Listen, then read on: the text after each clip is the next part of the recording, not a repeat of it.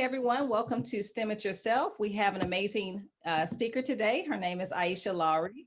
She is a STEM advocate.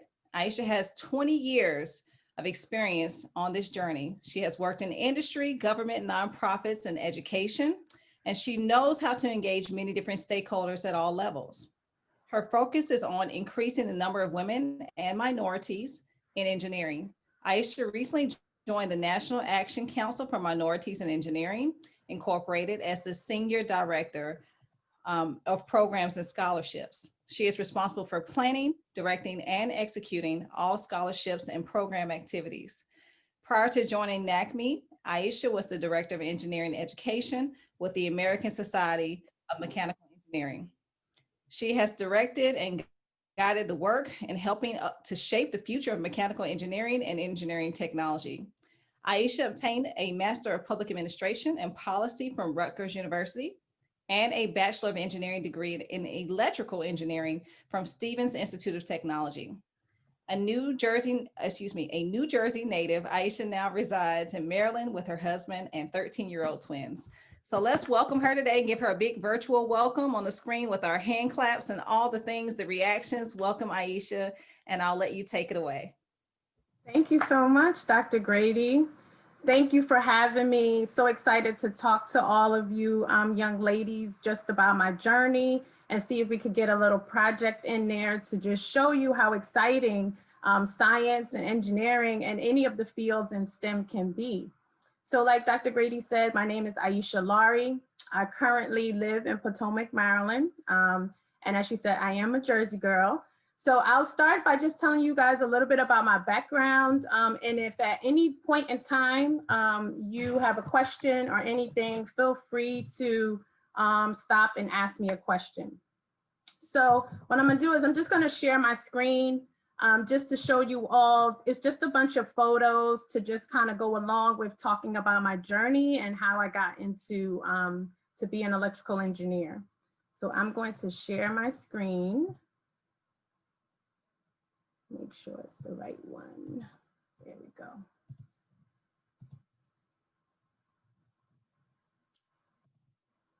Can you all see my screen? Yes, we can. Okay, perfect.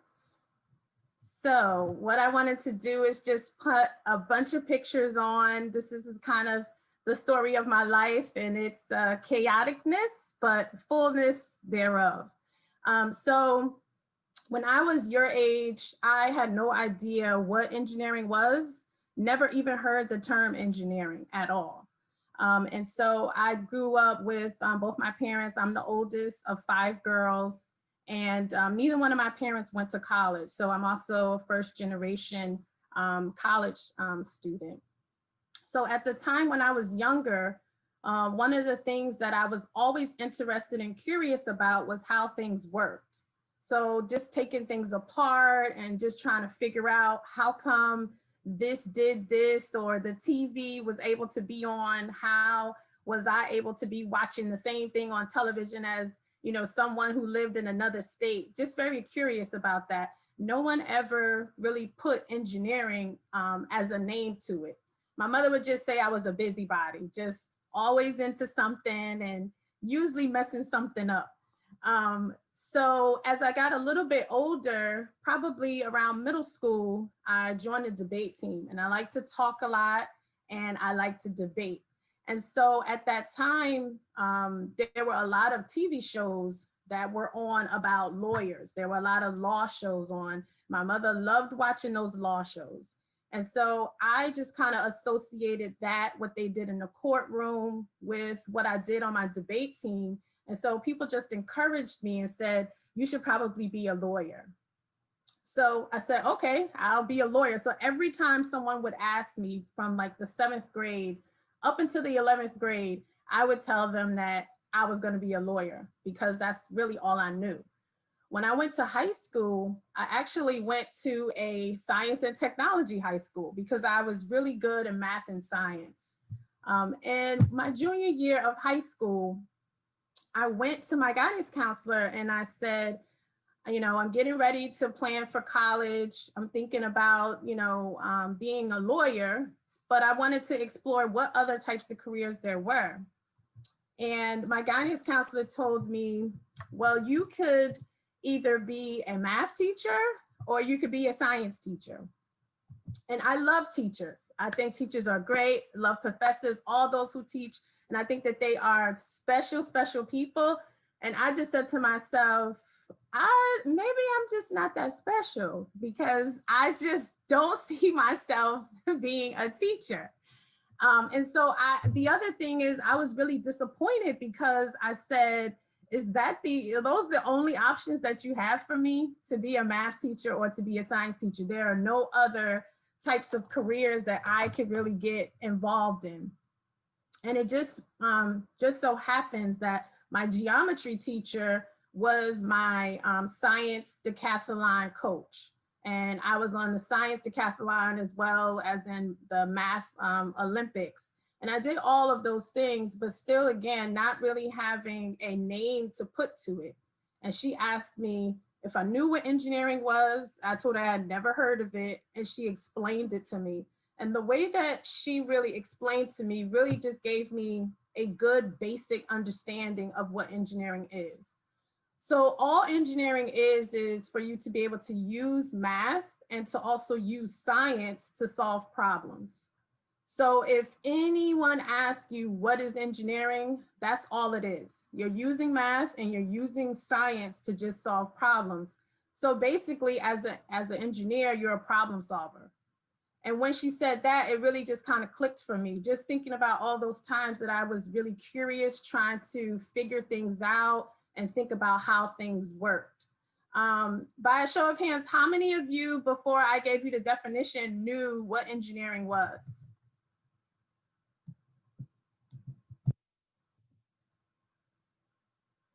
Okay, I see a couple people. Okay. Did anyone really just kind of give you a just basic definition in terms of like engineers just being problem solvers? Had you ever heard that before? Anyone?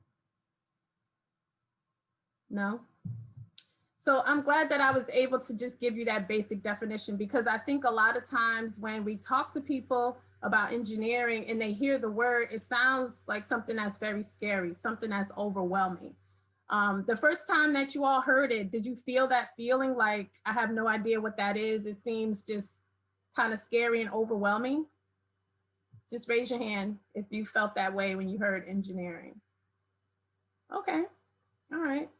So one of the whole, points and missions of what it is that I do, as well as Dr. Grady, is to really talk to young girls just about the different careers. And so you won't feel as, scared to go into them, and to talk to you about just some of the myths and the misconceptions that go along with being a woman in these fields.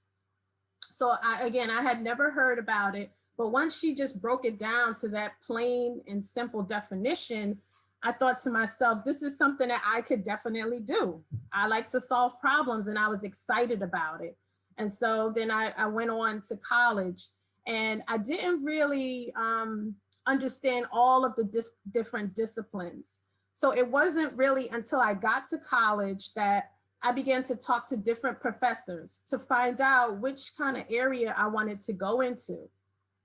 And they talked about all the different areas. There is biomedical engineering, there's chemical engineering, there's mechanical engineering, but it was something about when they got to electrical that just really kind of just was like a spark for me.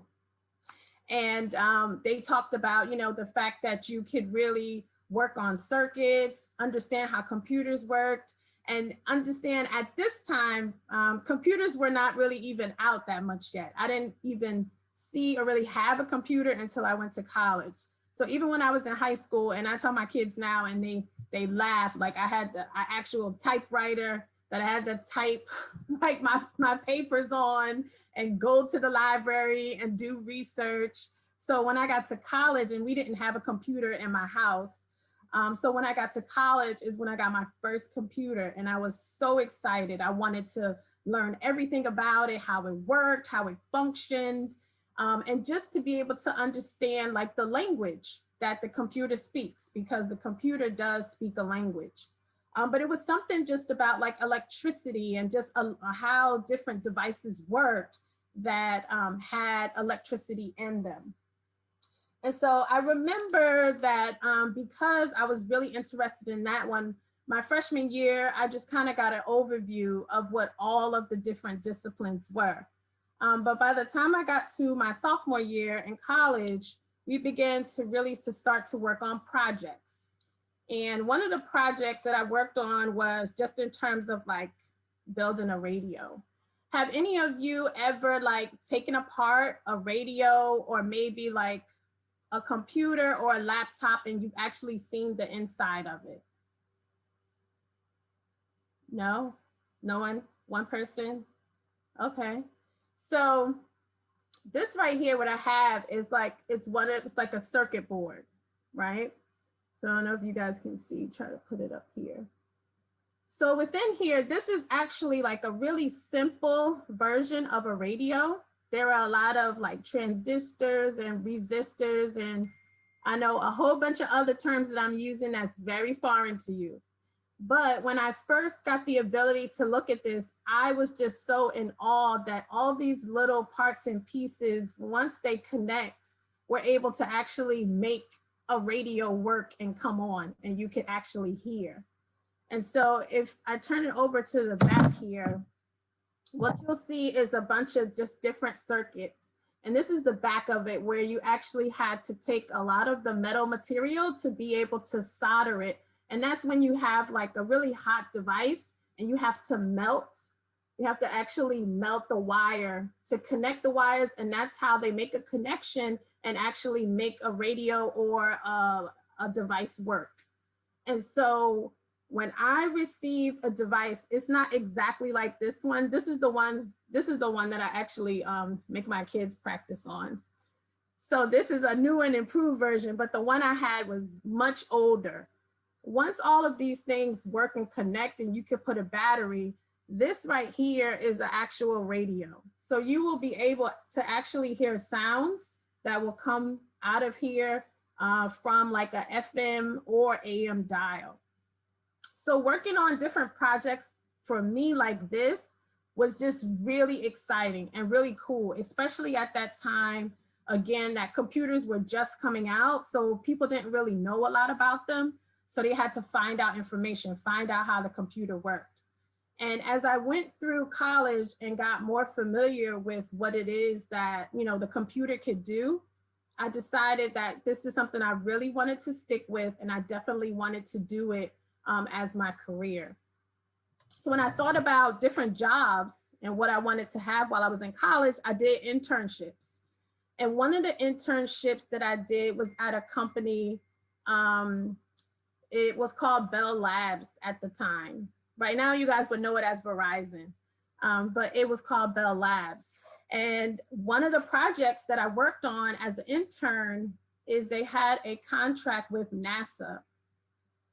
And I really got to do a lot of research in acoustics engineering. Does anyone know what acoustics is? Is it like sound? Yes. Like sound waves? Yes, exactly.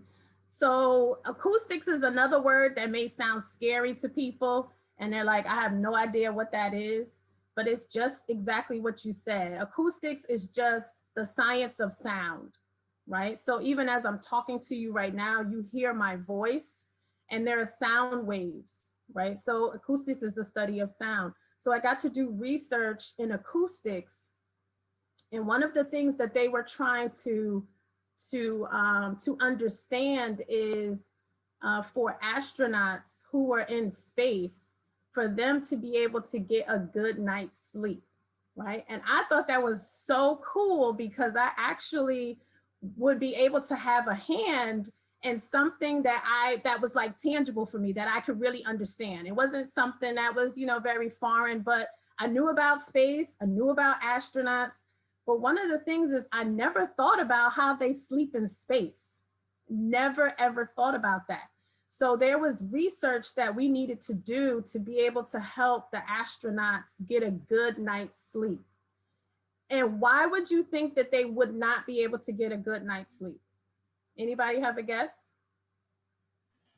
Because there's low gravity in space. Okay. Morgan, you had another suggestion? I was gonna say because of the low gravity, but she already said that. Okay. Anybody else? One more? Oh, I was about to say the same thing. Okay. Well, if you think about it, when astronauts are in space and they're trying to sleep, number one, they're in very close quarters, right? Because there's so much other things in there that they need to do in order to do their research in space. So they have a limited amount of room for them to be in this spaceship. The spaceship has a lot of equipment, and all of that equipment has sound. So that equipment makes noise. So as they're sleeping, they have to continue to keep the machines running so that they can continue to do research, work on experiments, and there's a lot of other things that are in the spacecraft, but it's very noisy inside of the spacecraft. And I never ever thought about all of the machines that are in there that are making noise while they're trying to sleep. So some of the research that we did was how could we think about the acoustics inside of the spacecraft to eliminate as much noise that are coming from the machines as possible so that the astronauts would be able to get a good night's sleep, right? And so that's something very simple and very basic. I know that I love to get a good night's sleep. I don't know about many of you, but I cannot sleep with the television on. It disturbs me. I can really hear the sounds, and so I'm unable to get a good night. And so for many of the astronauts, although they were sleeping, they could still hear the machines in the spacecraft. So that was a really, really cool project for me and something that I could see very, and relate to as being really tangible. And again, during this time, it was very early in the research, how we would be able to bring as less noise in the spacecraft as much as possible. So that was a project that I worked on. Another project that I worked on was just in terms of fiber optic cables. Have any of you heard anything about fiber optic cables? Yes. Mrs. Tasha, yes, you have? Morgan, you said yes? Yes. So you wanna just tell everybody what a fiber optic cable is? Wouldn't that be like a USB cord, like what you use to charge your phone and things like that? No, not that. Anybody else have a guess? No. So a fiber optic cable is just like it says, it's a cable. So it's basically like a wire.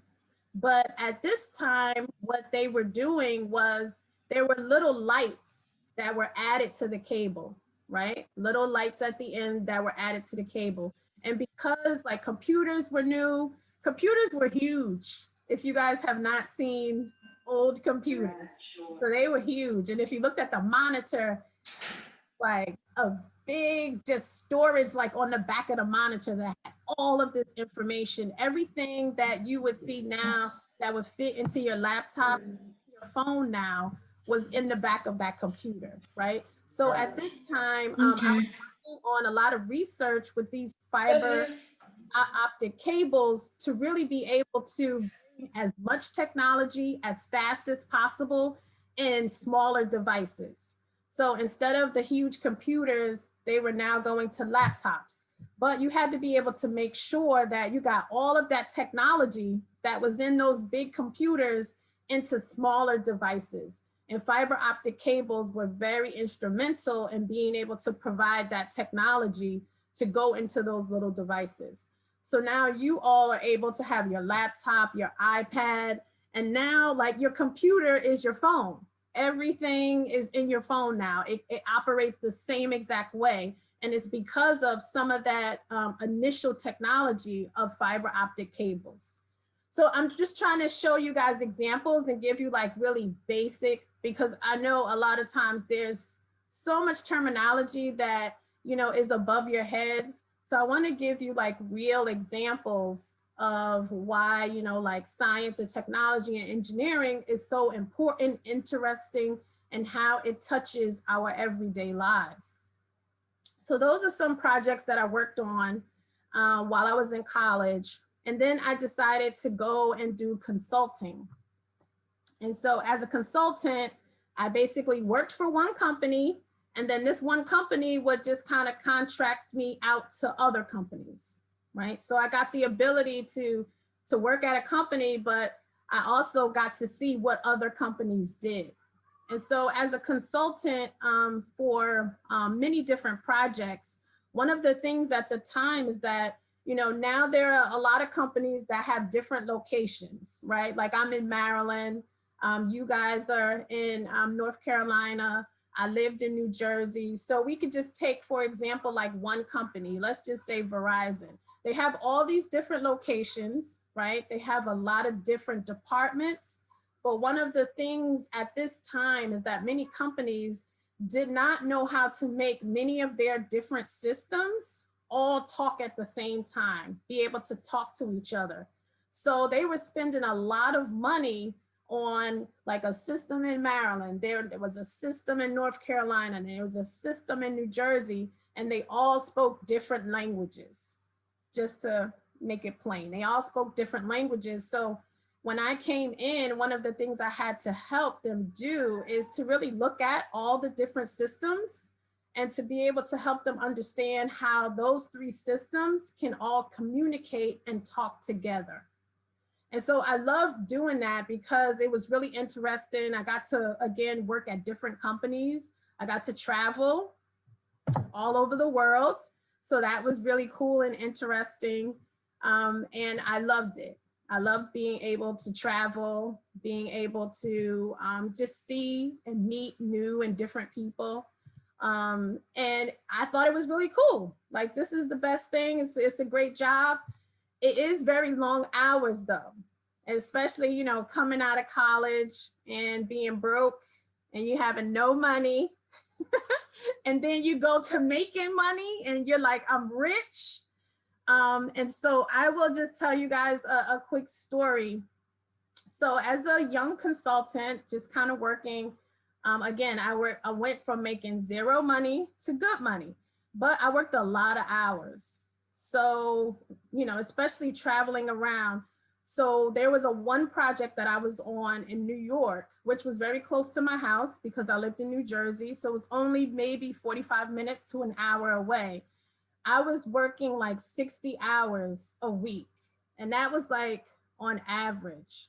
There was a particular project we had that had a deadline. And so my manager said, you know, you guys have been working long hours. We're going to send you home so you can, you know, relax for a little bit. And that is all he said. The next thing he said was, you know, there are limousines downstairs. They're all going to take you home.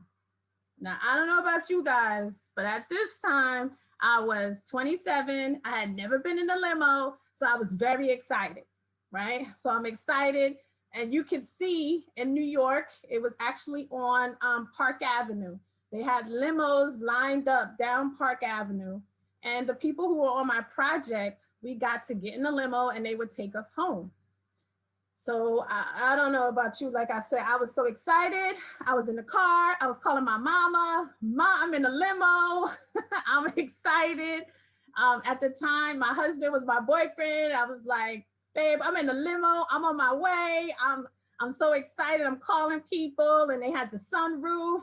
And I stood up inside the limo, was hanging out the sunroof, just like, this is like awesome. And this is a part of my job. So the limo pulls up to my apartment. I get home, you know, I thank the limo driver. Thank you so much for bringing me home. And he told me, well, he asked me, how long did I think I was gonna be? And I had a very puzzled look on my face because I said, what do you mean? How long am I gonna be?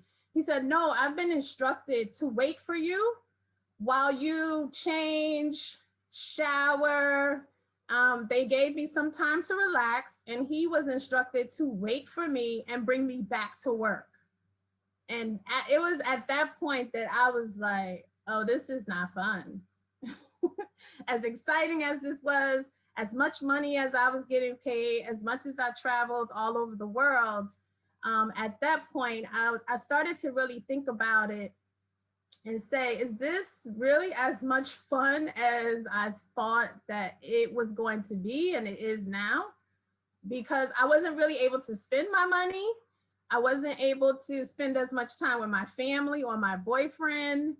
And so those are some of the things too that, you know, you want to think about as you're choosing a career. And that's why it's really important that you guys get information now so you can be able to think about that and hear different stories and make decisions. Now that's just my story. So every woman who works, they have their own story, but that was just my particular story.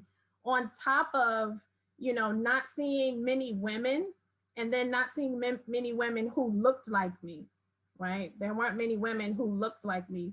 And so I decided that I wanted to be able to stop feeling like I was the only one. Every time I went on a project, I would be looking like, any other sisters in here? Anybody else? Any brothers in here? Anybody? And it could be very lonely and isolating. And so I said at that point, you know what? I want to go and actually be able to help young girls who were like me from my community, who never had role models, who didn't see women who looked like them. I didn't know any engineers.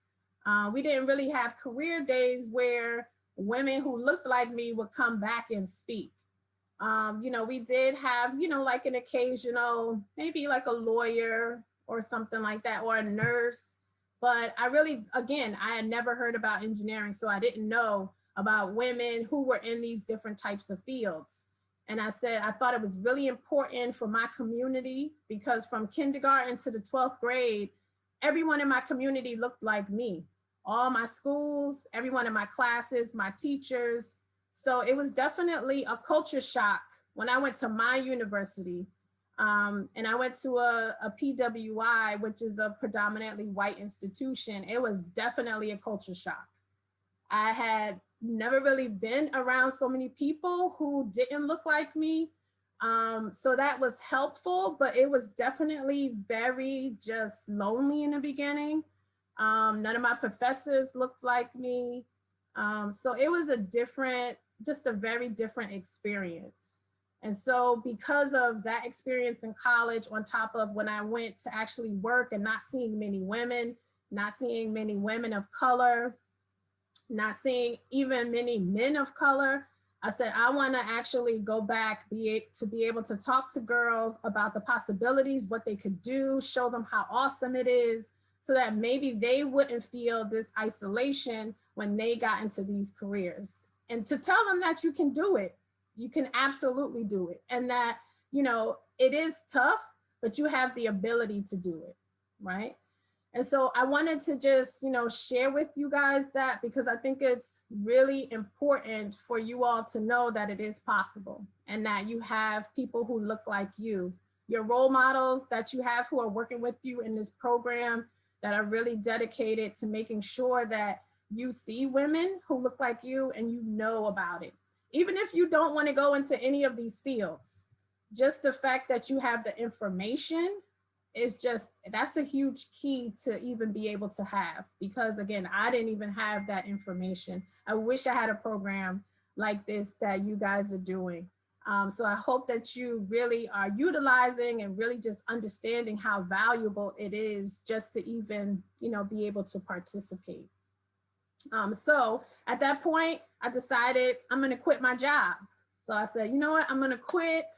I was very smart though. I didn't totally leave. I made sure I got my package, which, you know, came with my money. So I did do that. So we want to be smart. And then I told my boyfriend, like, I'm leaving my job and I want to do something else. And he said, well, okay, but you know that your shoe habit is gonna definitely have to get cut down. So I know if you see my screen, I love shoes. I am a shoeaholic. And, you know, just to even talk about women in engineering, there is another myth that, you know, to be a woman and be an engineer, you may have to be, you know, rough around the edges, more like a tomboy, or just other different stereotypes. You know, women in this field come in all shapes, sizes, colors, whatever it is you like to do. I just happen to be that very girly girl, and I love shoes and makeup and getting my hair done and getting my nails done. So if that is you, you could do it. If that is not you, you could definitely do it, right? So, you know, and just me leaving and being able to go and speak to more girls and teachers and even parents, which was so important, because I could give you all the information in the world, but if your parents don't really have an understanding, you know, they can't really help and encourage and support you, right? My parents, they couldn't really do that at first because they didn't have the information and they hadn't gone to college, so they didn't really know, but they went out and got people to really help me to be able to do that. And so I was happy that I was able to really help parents to be able to really understand more about engineering, to be able to support their kids, especially their girls in these fields. So I went on to just work at different nonprofits to be able to do that. And even being in these nonprofits and being able to talk to girls brought me all over the world. I was able to speak at many conferences. And one of the conferences that I'll share with you guys before we get ready to move on to the project was I was invited to actually speak at a conference in China. And I'm trying to see if you all can see. I was able to actually take my parents with me to China. And that was Aisha, is this you with the Great Wall right here? Yeah, so that is me in the middle. If you see I'm at the Great Wall of China, and right above it is me and my parents. And so my parents at that time had not like been out of the United States. So it was really just fulfilling for me to be able to tell them, like, I want you guys to come to China with me. On top of it was my first time in China. And although I was grown and married and had kids, I was nervous about going to China by myself. So I told my parents, you guys come, I got you, I'll take care of you, just come on. And my parents were like, this is nice having grown kids that can help take care of you. So they went to China with me, and I worked, and I was asked to really speak at a conference to really talk about how to really get more girls into engineering. And at that time, particularly mechanical engineering, because I worked at the American Society for Mechanical Engineers. And there were a lot of professors who were there who wanted to hear from me, my ideas and about my research in terms of how to get them engaged, keep them engaged, and how they can work with their curriculum to be able to make it more attractive for girls, right? Because a lot of even the classes that you all take, maybe you hear many times as your teachers are talking, there may be different, maybe careers or maybe in history, different explorers, and you hear them talk about men all the time. But it's really important, you know, that as a female, as a woman, you want to hear, you know, that there are women who have done great and awesome things. So you want to hear about that too. So that's why they asked me to come, and it was very scary. But when I got into the room, there were probably 700 people there. I was the only one there who looked like me, the only person. I spoke no Chinese, no Mandarin, I spoke nothing. And they all had headphones on that translated everything that I said.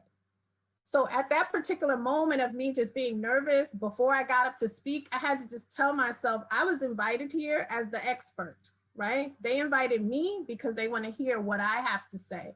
And so once I was able to do that, you know, some of those fears and just kind of doubts just kind of went away because I was invited to come here. They paid for me to fly here, to stay here, to be able to do that, to talk to these professors. And so I just want, you know, you all to just know that there may be times where you may be, you know, scared or nervous, But if you know that you can do something and you have the ability, don't let people, discourage you. Just know and believe like you can do anything that you want to do. You have the ability and the power to be able to do that, right? So that was just really interesting, especially when you go and no one looks like you. So, when I got to the airport, I felt like Beyonce. Everybody was looking at me. They wanted to take pictures. And at first it was like, this is really crazy. Then it started to get a little bit annoying because people wanted to hand me their babies, like take a picture with my baby. And I'm like, I don't want to take a picture with your baby.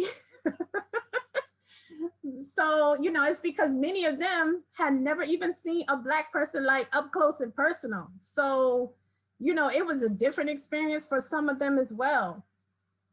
So that was just an example to me, like always be confident in what it is that you do and your ability. I was able to go to Brazil as well, again, to speak at a conference. I was able to go to Peru to talk and speak at a conference. And it's, again, all of these things are because people invited me so that I could share my expertise on whatever topic it was that they were asking me to come to. So always be confident in your ability. Like Dr. Grady said, I've been married for, can't believe, almost 20 years now. So now I'm like the old married lady, can't believe it. But my husband he's a computer engineer. And there were different organizations on campus when we were in college. One of them was the National Society of Black Engineers. And that's actually where we met. He went to a different school and we met at this organization. So even though I had isolation and sometimes doubts at my college, there were other organizations of people who looked like me to really help me and support me so that I can continue to go along. And so now we have our twins, Zoe and Zaire, and they're 13 and driving me crazy, as teenagers do. So we're just getting into that realm. But I'm also just trying to help them understand the importance of, math, science, technology, just to give them everything it is that they need, even if they don't go into it, which, I'm trying to encourage them. But if they want to do something else, we support and encourage that as well. But the most important thing is just to be able to bring opportunities and information, and then you can do whatever you want with those opportunities and information. So I'm involved in a lot of organizations, and you can see some of the, logos and things there. I like to have fun. I like to travel. I'm a AAAS ambassador, just like Dr. Grady, to be able to do programs like this. I like to be silly. I like to listen to music. So, the whole, myth also, like as an engineer, you need to be very tight and just very stiff, and you don't know how to relax and have fun. I definitely love to relax and have fun, be silly with my kids, and they laugh at me, but that's okay.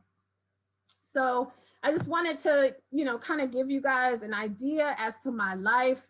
As a woman being an engineer, you can have a family. That's another misconception that people think, oh, you're going to be working a lot of hours. And there are some women who do have those experiences, but that is just one of their experiences. There are many different experiences. I was able to get married, have a family, and I run around with my kids. Just this morning, my son had an AAU basketball game at 8 o'clock this morning. And so I went there to support him. And then I said, all right, I gotta go. Mommy has to go work. So, you're able to do that, and you have to juggle and you have to multitask. And I think that for me, being an engineer and just being taught and trained how to analyze things, think about things critically, has really helped, even in terms of my family and how, my time management and just some of the different things that I do. And so just wanted to give you a glimpse into that, so you can actually see, like, this is what an electrical engineer looks like. So do you all have any questions about anything that I've talked about? Absolutely anything. How much money do you make in a day? Oh, girl, gee, you getting real up close and personal. So I can actually tell you that I don't even know how much money I make in a day, but I will tell you that in my job right now, as well as when I actually was a practicing engineer, it can be very rewarding financially. But again, I really want to emphasize to you all that, you know, money isn't everything. You know, like I said, I made a lot of money as a consultant, but I was not really happy. I went to work and I would be on projects. And when you travel, people make the assumption that you're away from your family. So you don't need to go back at 5 o'clock. You can stay till 11, 12 because your family's not here. You don't have nobody to rush home to. So continue to work you. And this is just my experience and one example. This is not the case for, you know, different jobs and what other people do.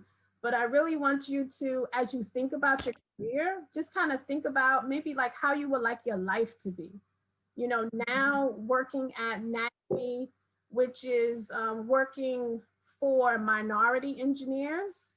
I am excited every day when I get up because I'm thinking about what is it that I can do to help these students who are in college trying to pursue being an engineer. And I share my experiences, real experiences with them.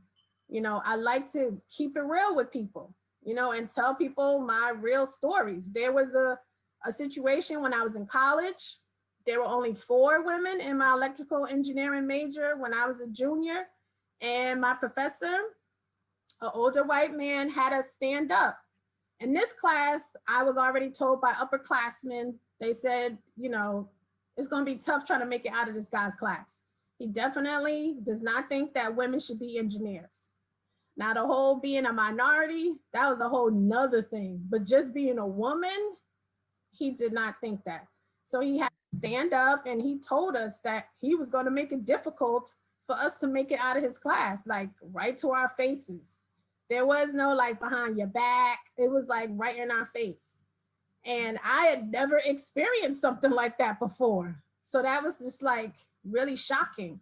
So for some of the minority students that I counsel and I talk to, you know, I tell them these are real things that happen. They've also shared things with me that have happened at their universities. So, you know, it's good to be able to have people to support and encourage you. So don't only focus on the money, but focus how you want your life to be. Like I said, now I love what I do, being able to get up and also opportunities like this to be able to talk to you all. Yeah. Did you ever go into like the criminal law class, criminal and law?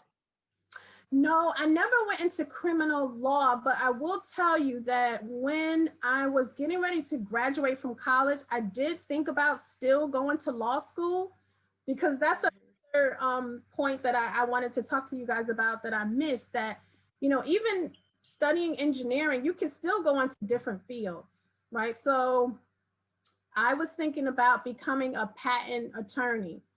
And how many of you know what a patent is? And it's like my attorney, like, and it's like a, I forgot how you say it, but it's like I have a guess of it, and it's like an attorney that comes to their clients or something like that. Yeah, so the attorneys, they can do that. But so a patent is like when you make something, you create, you invent something, you want to make sure nobody steals your ideas, it's yours, you put your stamp on it, you get a patent on that, right? So nobody can take that away from you, right?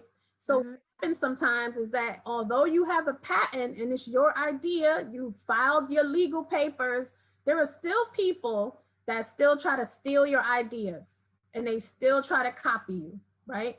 And then you may need to take them to court to sue them for using your ideas.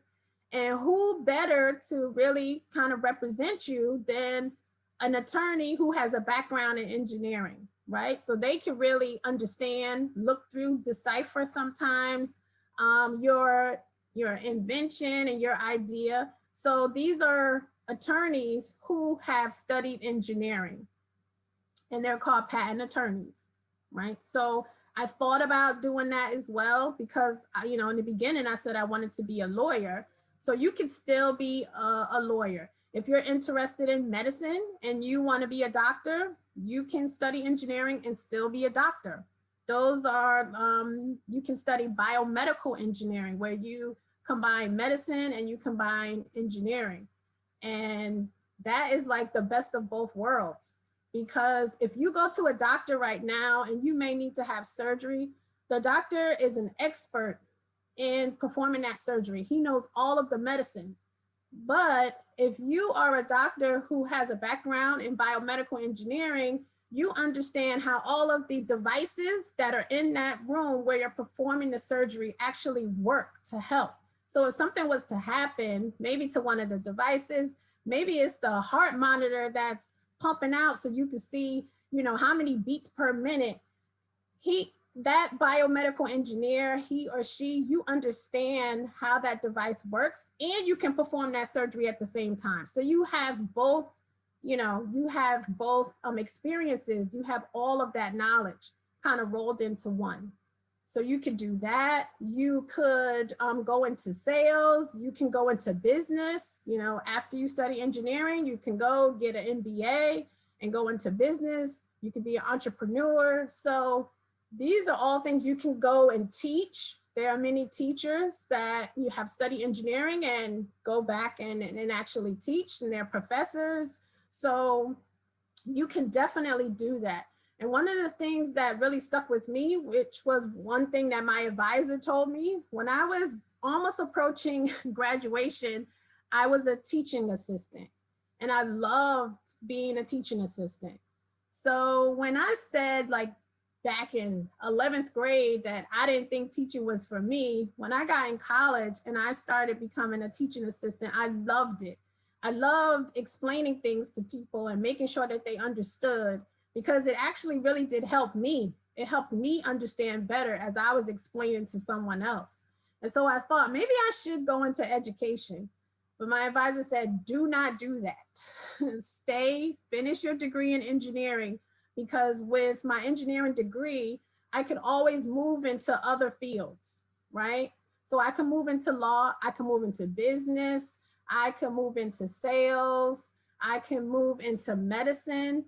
But those different people who work in other careers, it's harder for them to move into engineering, right? So you don't hear doctors say, I think I want to be an engineer now that I've, you know, become a doctor. Or I talk to many teachers, and when I talk to them about engineering, they're like, I could have been an engineer, but they don't at this point say, let me study engineering now. Whereas an engineer, because there are so many things that you're trained and taught, you can move into a lot of different fields. So it is very flexible if you're interested in other areas to get a degree. And I was reading an article the other day that said, like 70% of the CEOs of these big companies, Fortune 500 companies, we're talking about Amazon and Google and Microsoft, they all have some type of degree in STEM. They all have some type of degree, engineering, technology. So you can definitely go into business, start your own company. Even starting your own business, you know, as an engineer, you have to write a business plan. There are so many different things that you need to do. So just your education and your training really helps you to be able to do that.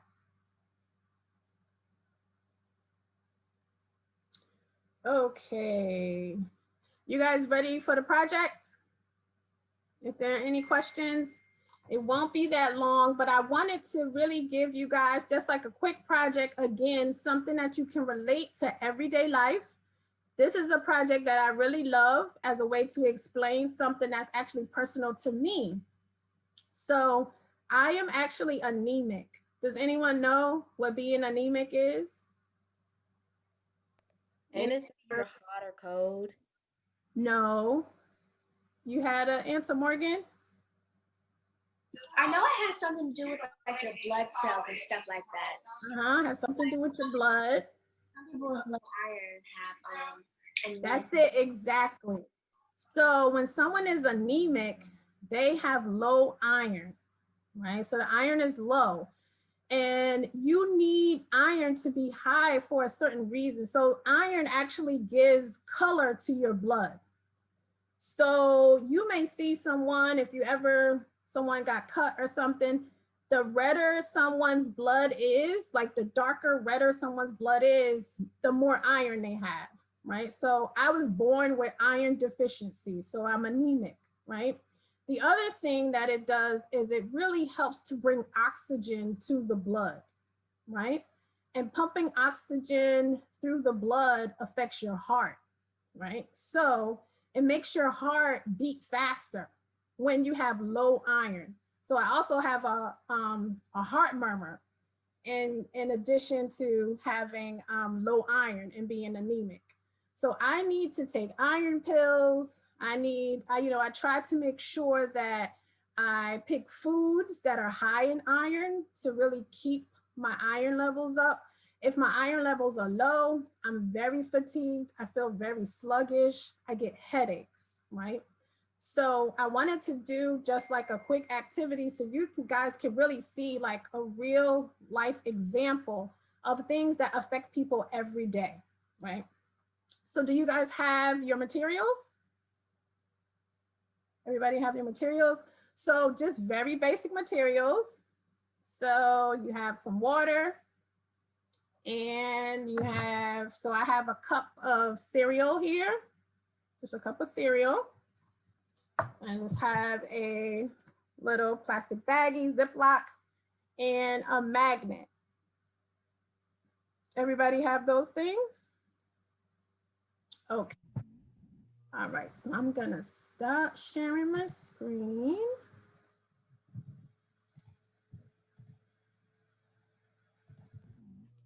Does everybody have that? I couldn't see if everybody had it. I saw Morgan has it. Cameron and Joanna and Imani and Jasmine. Do you all have it too? Imani, you have Can you it? give me a second?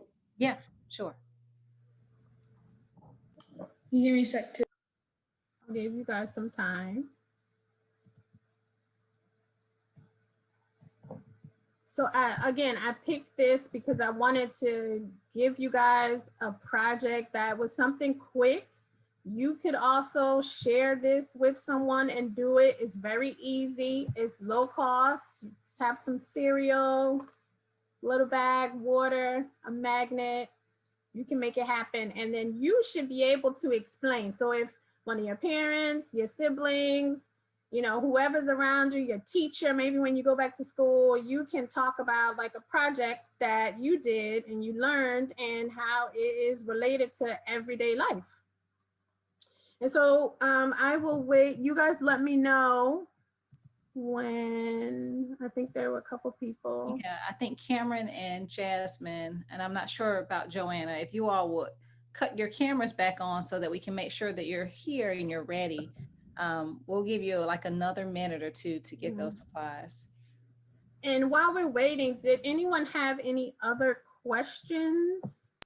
I don't think I have any of those supplies. It's like, is there like a certain day I'm supposed to look into it or something?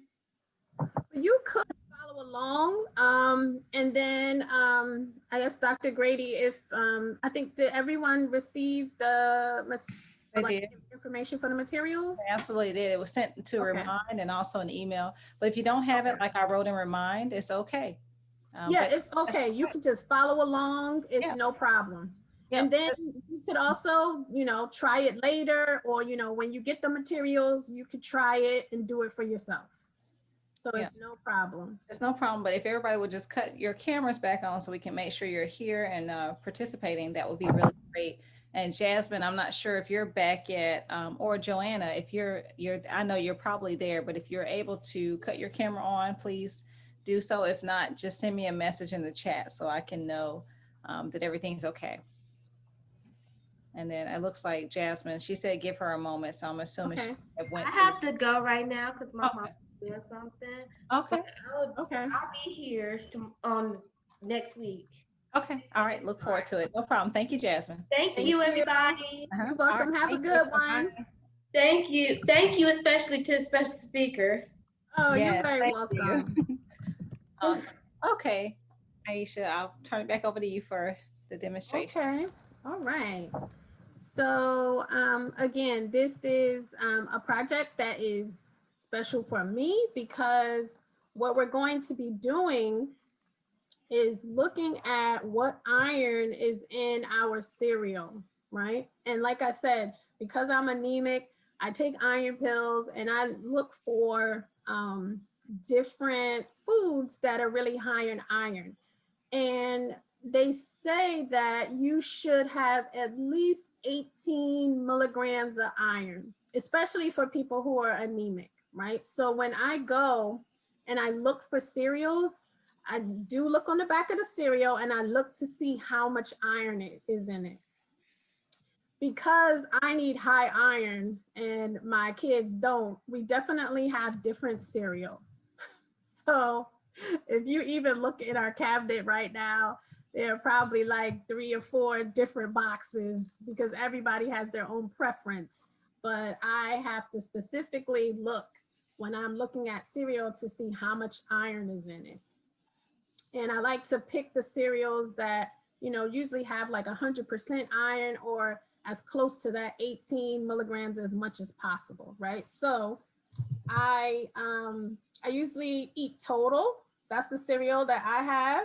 You guys can, if there's any cereal, and we'll see how much, you know, if any iron shows up, right? So the first thing that we need to do is just take your cereal and you want to put it into your baggie, right? So put in the cereal in the baggie. Cereal in there. Okay. And then you just want to take your water. Just want to take your water and you just want to pour it into your baggie. You guys can see pouring it in there. And what you want to do is you want to leave an air pocket. And by an air pocket is what I mean is you don't want to make sure that it's no air. You want to leave some air, right? So you want to leave some air and then you can just zip it. Okay. And then you just want to squish the cereal around, right? So you want to squish it around. Okay, I see you guys. You just want to squish it around. And the thing is, for us doing this today, there might be some, depending on what your cereal is. And I didn't ask you guys, what cereals are you guys using? Morgan, what cereal do you have? Lucky Charms and raisin stuff. I don't know. Lucky Charms and what else? Something with raisins in it. Something with raisins in it. Okay, who else has? It was Imani. Imani? Uh-huh. What type of cereal do you have? I can't hear you, honey. Uh-oh, I think there might be something wrong. I think your sound went out, but I think from reading your lips, it sounds like, it looks like you said Frosted Flakes. Okay. Got it, yeah. I think that's the mommy whisperer, you know, for my kids. You have to teach me. Cameron, do you have your cereal? Or did I say your name correctly? Me? Yes. Yeah. So I couldn't find anything. I couldn't find anything. Okay, no problem. And Sorry. Joanna, what type of cereal do you have? But if I did have something, I would choose Cinnamon Toast Star. Rice Krispies. Okay. You said Rice Krispies. Rice Krispies. Okay. All right. So we have a variety of different cereals. And like I said, I have Total, which Total has 18 milligrams, about 100% iron in it. So I like to eat Total because I need the iron. So the other thing that you guys can do while we're waiting, squishing around our cereal in the water is, I don't know if you can see it, but I have a little, find the camera. So this is a little flake of the Total, right? And I have my magnet. So depending on how much iron is even in this little flake, you could also, for your cereal, if you want to take one off and see if there's any reaction with your piece of cereal or your flake and the actual magnet. You guys can do that and tell me if you also, in doing that, if you don't see anything immediately, you may be able to feel like a slight pull, because that's the magnet and the flake just kind of resisting and going opposites, right? So I don't think you guys can see, but there is a little attraction that my flake is having with the magnet. It's not much, but I can actually feel it, the little pull that's coming. So I know that there is iron in this flake, right? So one of the things that we can do is, if you take your baggie, and I actually put some pictures in case you can't see, and I'll show you in a minute. So what you want to do is your baggie of cereal and water, take your magnet. And what type of magnets do you all have? Okay, I see your magnet. Joanna, let me see your magnet. Okay, I see your magnet. The other thing is, and I think I might have left this out of the instructions. So the stronger the magnet is, the more you'll actually see the iron actually rise up out of the cereal to the baggie. So again, you have to have like a really strong magnet. So you may not see anything if your magnet isn't really strong, right? Or if your cereal has no iron in it, then it may not come up, right? So what you want to do, get to the camera, you take the magnet and you just, in a circular motion, just kind of circle around the top of the baggie. Because what you're doing is you're trying to attract the iron to really come from out of the flakes. And they're kind of trying to pull it out. So you have to just continue to go like in a circular manner on top of the baggie. So just do that for maybe like, 15, 20 seconds. Just keep circling and let me know if you all see anything. Because what's happening is that the little bits of metallic iron are going to start to rise up. Anybody seeing anything so far? Joanna's like, no, but your cereal might not have any iron in it, because you said Rice Krispie treats. Yeah, Rice Krispie treats, I'm not sure if they have iron in them. It may not have any iron. So I'm trying to, let me see if you all can. Oh, Morgan, you said Lucky Charms. Was that right? Lucky Charms, and then Imani Frosted Flakes. We'll have to look on the box to see if it has iron in it. But I'm thinking Rice Krispie treats, maybe not. Oh, I see. You guys can see. There are some black specks. I don't know if you can see. There are some black specks that came up right on the top of my baggie. And what I did was I did the experiment and I took pictures of it. So let me show you what it looks like so you guys can see the pictures. Let me go. On with the pictures. Oh, here. Okay. All right, let me share my screen so you guys can see. Share. Can you guys see my? Yes, we can. And I see the black specks at the top. So you see the black specks on the top? Huh? So that is the iron that is in the cereal. So if you just continue to have your magnet and you just want it in a circular motion, what's happening is all that iron is being pulled out of the cereal to attract to the magnet. So can you all see those black specks on the screen? So, oops, did I move? If you can put it in presentation mode, maybe to make it a little bigger. Yeah, let me do that. Can you guys see? It's over in the middle, Yes, middle right.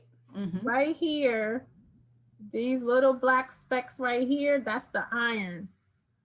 And what is really cool is that if you guys do the experiment again and you get a different cereal, you actually look at the back of the box. If you see the content of the cereal, again, you want to look for something as close to 18 milligrams or 18 milligrams as much as possible.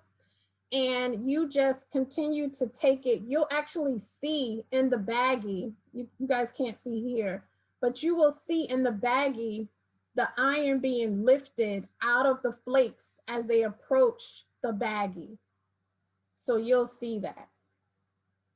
And so this is just an example, and that's why I kind of titled it like Mag-nificent Breakfast or Mag-nificent Cereal, because of the magnet, you know, being able to attract to the cereal to really bring out the iron. This is another picture that I took, if you guys can see a little bit better. These little black specks here are the iron that comes out. So when I did this experiment, like with my kids, when they first did it, they would be like, so are we eating nails?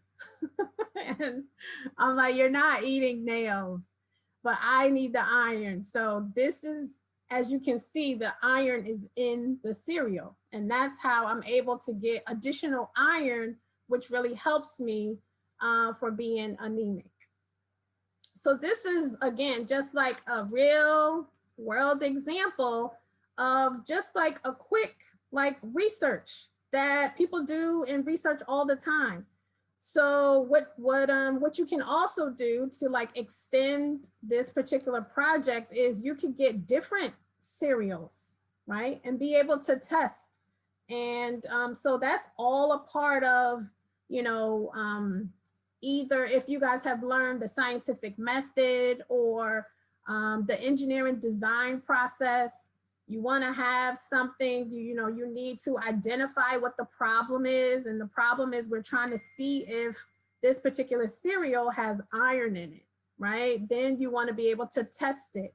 So you have different types of cereal that you can do tests on to see if any iron is in the cereal or how much iron. Then, you know, you would write that stuff down, and these will all be, you know, you could put different variables in it. Like, what if you put something different in your cereal? Like this cereal that I have right now, although there's iron in it, if I was to stick something else in here, like maybe some fruit, maybe if I stuck strawberries in here and I, you know, swished it around, would it be as much iron that would still come out? You know, so that's what you do when you're doing research. And that's the same exact thing for people who are making cereal, coming up with different products. They go through this whole process, and you have to continue to test, and then you have to retest. Then you may change your design, change your product. This is all what goes into doing research for different things. So I just wanted to show you guys just an example of how, you know, something like this actually affects people's lives all the time. So if there are any people who are anemic, you can actually talk to them about their iron and, you know, thinking about different foods that are high in iron. And, you know, if they enjoy cereal or oatmeal or anything like that, to see how much iron is in it. And they could actually get iron from those different foods or different cereal. So does anyone have any questions about the project or what we did so far? Did you guys learn something new from the project?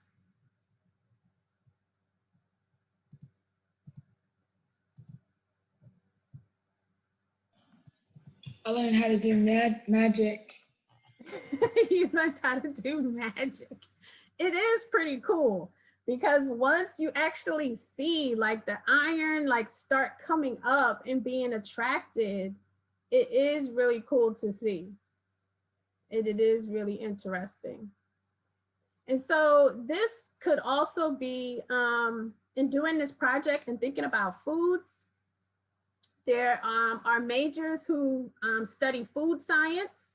This is one of the things that they can do research on, and thinking about foods and what goes into your body. because you don't want to just have people, you know, have products, especially with a lot of the processed foods and foods that you just stick in the microwave real quick, or foods that they just put coloring on to make it look pretty or smell, you know, smell good. They put chemicals on those things. And you have to think about that as you put that into your body, right? One of the things that I actually did learn is that if you see apples, if you see a really shiny apple, that is like a chemical that is put on the apple to make it shiny, right? So that is a form of chemical engineering, right? To think about what it is that they put on foods. And a lot of different of the like food companies like Frito-Lay or Mars, or some of the other companies that make different food products, they are actually doing different tests to think about what is going to be attractive to you to actually eat it, but they have to think about, is it going to be healthy for you? And how is it going to affect your body? And that's where you may have like the FDA, which is the Food and Drug Administration. They have to go in and actually go check on many of these products when they come out to make sure that it is safe for it to be released to the public, right? So that's, you know, that's really important. And then if you think about your laundry detergent, that's a form of chemical engineering, right? All of the things that go into that laundry detergent, how it washes your clothes and gets it clean, because there are some chemicals that are put in there in terms of even fragrances. If you smell the laundry detergent and it smells really good, they've put some chemicals in there. But how does that impact and affect your clothes and then you putting it on? I have very sensitive skin, so the detergent that I buy, I usually look for the detergent that says like sensitive skin or that has no fragrance, because even after you use it and you put it in your clothes and your clothes get washed, if you put them on, it can irritate your skin and you could break out and get, you know, rashes or different things like that. So all of these things are things that scientists and engineers have to really focus and work on so that when it goes out into the public, it's safe for them, right? I'll give you another example. Just even like nail polish and hair dye. That's also, again, another form of like chemical engineering. You have to think about what chemicals are going in there. Makeup, you know, there are a lot of different makeup products that people are putting on their face, lipstick, and you have to make sure that it's safe for it to go onto their skin, right? So these are all kind of real examples of things that you need to think about. Your milk that goes with the cereal, right? It's in a plastic container or maybe it's in a carton, but you have to think about the material that is actually in that plastic or that carton, and does it have any effect with the milk? So if you're drinking it, you want to make sure that there's nothing coming out of that plastic going into your milk, and then as you're drinking it, that could affect you. So these are a lot of different tests and things that need to be done. So that was just a quick example for you all to see. I definitely would suggest that if you guys didn't have a strong enough magnet, that you try the experiment again with a stronger magnet. And maybe if you could even get different types of cereal so that you can test and see like which of your cereals have any iron in it or have more iron in it. Does anyone have any questions? Did you guys learn something? Would you be able to explain this to somebody else if they asked you what you did today? Tell me what you would need help with, Cameron, in explaining. Probably everything. I'm not that good at explaining. Okay, well, just really easy. You could say in an experiment today that we did, we took cereal, we put it in a Ziploc bag with water, we used a magnet to see if the cereal had any iron, and we moved the magnet around the baggie until we saw iron to see if there was any iron in there. And iron is important because it gives oxygen to your blood. And people who are anemic need iron. Just very simple. Did that help you? Was that easy for you to be able to explain to someone?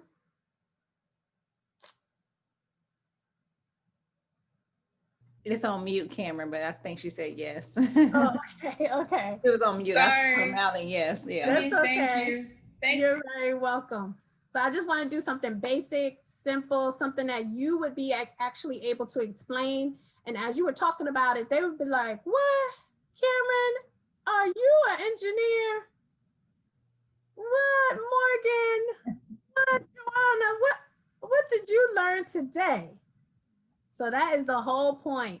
And don't be afraid of it. Don't be scared. You can do it. And I will tell you that there is definitely, not only do I know girls are awesome, rule the world, but there is research to prove that, right? So there's a lot of research that girls your ages outperform boys.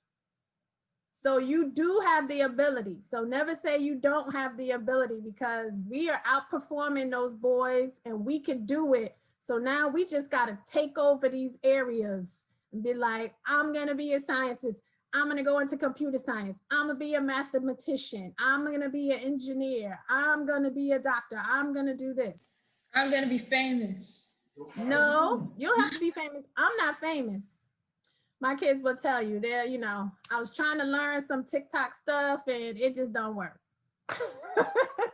That's okay. Don't even feel bad. So I'm not, you don't have to be famous. And the other point I want to make is you don't have to be a genius in math and science. So Miss? please, you don't have to get straight A's in math and science if you want to go into it. You don't. You just have to, again, be able to understand how to use the math and how to use the science.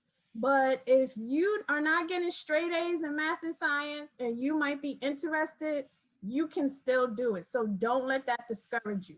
We definitely keep those grades up though. Ms. Lawrey? Yes. Did you hear that Joe Biden won? Oh no, I've been talking to you guys. I've been just trying to wait until it's all said and done, girl, because my nerves can't take it. No, you're fine. Ladies, let's give Miss Lawrey a big virtual hand clap and thank her so much for her time today. Oh, thank you guys. You're awesome.